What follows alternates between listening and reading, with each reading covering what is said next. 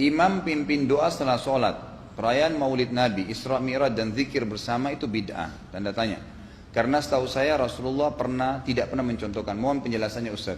Sudah pernah saya jelaskan. Rasulullah SAW adalah guru kita. Sepakati dulu poin ini. Tidak ada guru bagi umat Islam siapapun yang syahadat kecuali Nabi Muhammad SAW. Ini disepakati dulu. Semua dai dan ulama adalah pewaris beliau. Artinya harus mewariskan ilmu yang beliau ajarkan. Apa yang diajarkan itu yang disampaikan ke umat. Yang tidak diajarkan mereka larang agar dikerjakan. Kan begitu mestinya. Ini kaidahnya dulu. Masalah kasus ada orang imam pimpin doa setelah sholat. Jangan dibahas doanya. Doa adalah ibadah. Tapi begini, sebelum anda kerjakan satu ibadah, tanya. Saya mau ziarah kubur. Jangan ziarah kubur sebelum anda tanya. Bagaimana Rasulullah SAW ziarah kubur. Agar jangan anda buat-buat ziarah kubur itu. Adanya orang taruh kembang di kuburan, siram air, buat batu nisan, pasang lampu, baca zikir-zikir di sana. Karena dia mau ziarah kubur semaunya sendiri. Tidak bisa. Anda muslim, punya kiai, punya Rasulullah SAW. Suri toladan kita. Uswatun hasanah. Tanya Rasulullah ziarah kubur bagaimana. Rasulullah SAW dalam hadis Bukhari menziarahi kubur Baqi. Datang, memberikan salam, mendoakan mereka, pulang. Nggak ada lagi yang lain. Nggak pernah Nabi SAW bawa kembang, siram kuburan karena sudah kering. Padahal Madinah panas 50 derajat, pecah-pecah tanahnya. Ada istilah di Indonesia kalau tanahnya pecah, kesian lagi diazab di bawah, kasih air, kasih kembang biar wangi, biar ditaruh kembang yang paling mahal. Kalau dia ahli maksiat tetap disiksa di bawah, gitu kan? Jadi nggak bisa itu patokannya. Mau sholat, jangan pernah sholat dulu. Tanya Rasulullah sholat bagaimana, belajar 5 menit bisa. Oh rukunya begini, sujudnya begini, sama. Baru Allah terima. Tujuan Nabi SAW diutus untuk apa? Untuk dicontohi, diciplak hidupnya. Cara makannya, cara tidurnya, berpakaian, bahkan cara jalannya saja. Para sahabat contohnya, Nabi jalan begini. Bukankah ada hadis yang mengatakan sahabat berkata Rasulullah SAW kalau jalan seperti orang turun dari bukit. Mereka sampai membahasakan itu. Rasulullah pernah keluar kepada kami menyisir rambutnya dengan rapi ke arah sebelah kanan belakang. Ditunjukkan, gitu kan? Rasulullah SAW menyukai ini. Rasulullah SAW memakan dengan cara begini. Diajarkan kepada kita semua agar kita contohin. Yang jadi masalah bagi kita ini, kita selalu mau buat apa-apa yang tidak diperintahkan oleh Nabi SAW. Selalu alasannya baik. Sekarang kasus berdoa setelah sholat. Doa adalah ibadah, nggak ada masalah doa.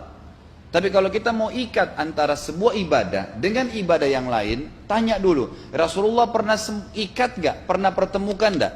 Ziarah kubur dengan baca Quran. Ziarah kubur ibadah, baca Quran ibadah. Pernah nggak Nabi baca Quran di kuburan? Itu tanya. Nggak ada riwayat Nabi SAW pernah baca Al-Fatihah untuk orang mati atau baca di ayat Al-Quran. Datangkan dalilnya coba. Tidak ada satu hadis pun menjelaskan masalah itu. Lalu kenapa anda buat? Oh karena saya mau buat ibadah. Baik ibadah yang Nabi ajarin. Salam doain. Selesai. Jangan lebih daripada itu. Masa anda lebih pintar dari Nabi Muhammad SAW?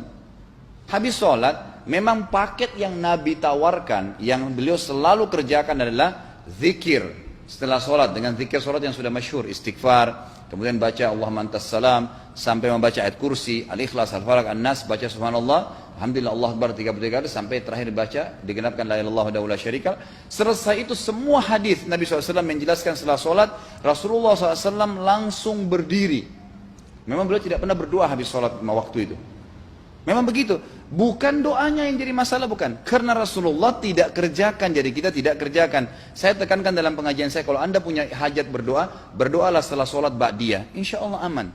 Karena sudah lepas dari paket yang Nabi tentukan. Selama Rasulullah SAW sudah mencontohkan dan memerintahkan sebuah perbuatan, ditentukan tempatnya, jumlahnya, waktunya, jangan pernah dilanggar. Habis sholat bacalah subhanallah 33, alhamdulillah 33, Allah Akbar 33. Jangan anda bilang saya bisa baca 100. Loh Rasulullah suruh 33 kok. Ditentukan, jangan lebih pintar. Nanti setelah sholat, jangan ikutkan dengan paket rangkaian sholat ini. Di luar waktu sholat anda mau baca 100 silahkan. Karena nggak ada penekanan di situ. Kalau ada penekanan waktu, tempat, dan jumlah, jangan dibantah. Anda pengikut Rasulullah atau bukan, gitu kan? Harus jadi jelas. Yang membuat umat ini di Indonesia juga jadi masalah sekarang, karena mau buat sendiri. Semaunya sendiri. Kenapa akhi, kenapa Pak Kiai, kenapa Habib, kenapa Ustadz, kenapa buat ini? Bukankah Rasulullah tidak mencontohkan, oh nggak apa-apa, ini kan baik. Loh, kalau semua orang berkata seperti Anda, apa yang tertinggal dari agama kita? Kira-kira apa lagi yang tertinggal? Nggak ada kemurnian agama, karena semua orang mau buat semaunya. Gitu kan? Semaunya sendiri. Pindah rumah, baca berzanji. Apa itu berarti sejarah Nabi? Kenapa baca berzanji saudaraku? Rasulullah waktu pindah rumah pernah baca-baca gitu nggak? Nggak pernah. Kenapa dibuat? Anda muslim bukan? Muslim. Ya saya harus ikuti. Kalau tidak akan terus ini mengakar nih. Anda buat satu bid'ah sekarang. Bid'ah itu lawannya sunnah. Anak Anda akan buat 10 bid'ah. Cucunya akan buat 100 bid'ah. Akan banyak bid'ah merakar di masyarakat. Dan agama akan ditinggalkan. Kemurnian sunnah akan hilang gitu kan. Ini bahaya. Ingat. Nabi SAW mengatakan kepada kita dengan hadis yang sangat jelas. Hadis sahih riwayat Imam Ahmad bunyinya begini. Semoga Allah merahmati umatku yang menukil dariku seperti apa yang aku ajarkan atau sebutkan. Sampai ulama hadis mengatakan Nabi ucapin habis sholat astagfirullah. Maka sahabat tidak ada berani menambah azim. Enggak ada sahabat yang bilang astagfirullah azim habis sholat, enggak ada.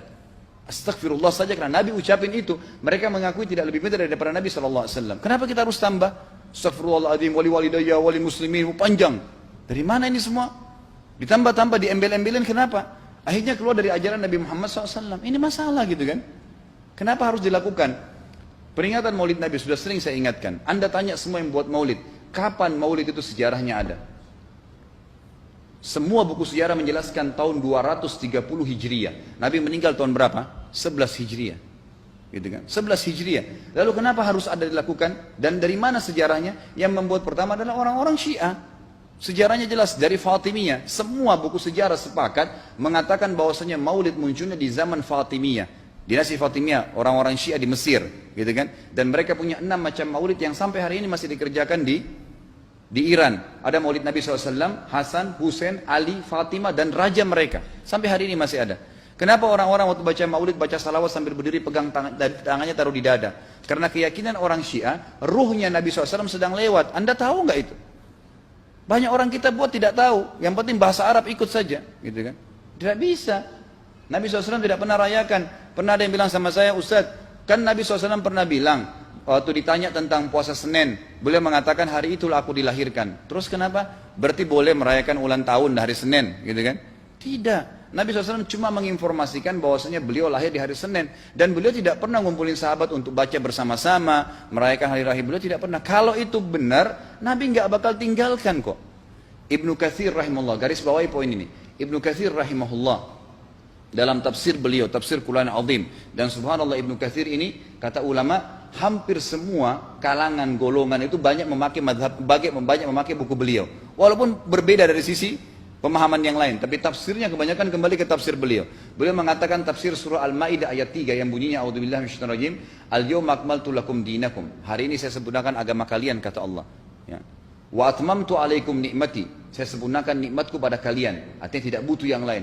Wa raditu lakumul Islam madina. Saya ridho Islam sebagai agama kalian. Kata beliau, ayat ini turun menandakan dan memastikan bahwasanya Nabi Muhammad SAW tidak meninggal dunia kecuali sudah mengajarkan semuanya. Yang hitam, yang putih, yang gelap, yang terang, yang susah, yang muda, ya, semua dijelaskan. Siapa, kata beliau, yang menganggap masih ada sesuatu yang harus ditambahkan setelah Nabi SAW meninggal dan turun ayat ini, maka dia adalah ahli bid'ah.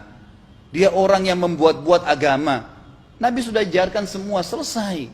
Jangan ditambah, jangan dikurangin. Kita tidak lebih pintar dari Nabi SAW. Nabi nggak pernah rayakan hari lahirnya, jangan dirayain, selesai. Emang kenapa kalau kita nggak rayain? Kenapa? Tangan kita terputus? Enggak. Masih banyak ibadah yang disunnahkan gitu. Sama dengan kasus Isra dan Mi'raj. Kejadian besar dalam Islam. Tapi Anda boleh kembali kepada semua buku sirah. Saya tantang semua buku sirah Anda kembali. Insya Allah yang berpegang pada Al-Quran dan Sunnah, memang ada dasar wahyunya, maka semua akan menjelaskan. Nabi SAW setelah pulang dari Isra dan Mi'raj tidak pernah mengumpulkan sahabat-sahabat untuk merayakannya setiap tahun. Tidak pernah. Boleh dipelajari iya, setiap hari. Tapi ditentukan tanggalnya lalu dibuat acara. Tidak pernah Nabi SAW buat itu. Lalu kenapa Anda buat? Kalau Anda mau tetap buat ya silahkan, itu hak terserah Anda. Tapi saya ngajak kepada Anda kembali kepada kemurnian ajaran Nabi SAW. Kita tidak akan pernah kembali. Kata Syekh Utsaimin rahimahullah, umat Islam ini akan kembali kepada kejayaan mereka kalau mereka betul-betul kembali kepada ajaran Rasul mereka Muhammad SAW. Murnikan ajaran Nabi yang jalankan seperti yang beliau ajarkan, selesai, akan aman. Pasti akan kembali kejayaannya. Kita nggak bisa saling menghardik, saling menyalahkan yayasan ini, organisasi ini, kelompok ini, karena masing-masing mau beristidlal sendiri, mau menjalankan sendiri hukum-hukum agama ini, bukan mengikuti sunnah Nabi SAW. Jemaah haji kita, jemaah umrah, datang ke Mekah, tur dalam kota Mekah, naik ke gunung untuk lihat Gua Hira. Kenapa naik ke Gua Hira? Oh, Rasulullah pernah di sini. Baik, saya jelaskan. Nabi Muhammad SAW ke Gua Hira sebelum turunnya wahyu. Dan beliau terakhir sekali di Gua Hira pada saat menerima Iqra bismi rabbikal ladzi khalaq. Itu saja. Setelah kejadian itu, beliau turun dari Gua Hira. Dari waktu itu sampai meninggal, Nabi SAW tidak pernah ke Gua Hira lagi dan tidak pernah suruh sahabatnya ke Gua Hira. Kenapa anda ke Gua Hira? Sampai naik 3 jam ada yang jatuh mati. Karena jahil, tidak tahu pemahaman agamanya. Nggak bisa begitu. Cukup dikenang iya. Kecuali Nabi SAW suruh, datangilah Gua Hira. Ya silahkan. Gitu kan? Kalau enggak, kan begitu. Masalah Isra Mi'raj, saudaraku, kejadian besar. Ambil ibrahnya, yang penting ilmunya. Oh, salat 5 waktu, kejadiannya pernah gini. Ada kebesaran Allah, ambil pelajarannya iya. Yang Nabi tidak contohin, maka jangan dikerjakan. Hanya itu saja. Zikir bersama, di sini ditanyakan juga zikir bersama. Nabi SAW disebutkan dalam hadis Bukhari, kalau berzikir habis sholat, beliau membaca zikir tertentu, sahabat baca zikir tertentu, sahabat baca zikir tertentu. Jadi Nabi SAW tidak pernah paksain. Enggak pernah Nabi misalnya baca ayat kursi, harus semua sahabatnya ikut ayat kursi, enggak.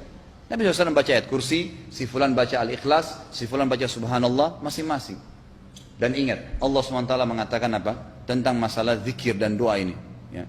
Dikatakan, ya, kita harus berdoa kepada Allah, ya, wadunal jahri minal qawli bil gudui wal asal, wala takum minal ghafilin.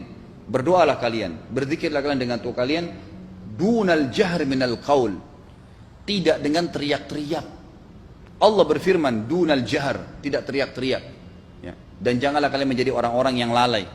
Makanya pernah ada sahabat, waktu Nabi SAW berkata begini, dalam hadis Bukhari juga, waktu pulang dari salah satu perjalanan, kalau kalian sedang menukik, kuda unta lagi menukik, bertakbirlah, bilang Allahu Akbar. Kalau kalian sedang menuruni sebuah lembah, bertasbihlah, bilang subhanallah. Ada satu sahabat badui, orang dari padang pasir, semangat dia jalankan sunnah Nabi. Waktu kudanya lagi naik, Allahu Akbar, dengan suara keras dia teriak. Jalankan sunnah kan? Tapi teriak ya. Apa yang terjadi? Nabi SAW panggil, dia ditepuk pundaknya, Nabi mengatakan, pelankan suaramu. Zat yang sedang kau panggil tidak tuli. Allahu Akbar. Cukup. Ada apa? Kecuali di medan perang lain nakutin musuh. Gitu kan? Untuk apa takutin kuda sendiri? Nggak perlu, gitu kan? Jadi mengikuti sunnah Nabi dengan ilmu yang benar itu akan membawakan ketenangan hidup. Yang buat kacau kita ini jadi kacau karena mau membumbu-bumbui macam-macam ditambah-tambah.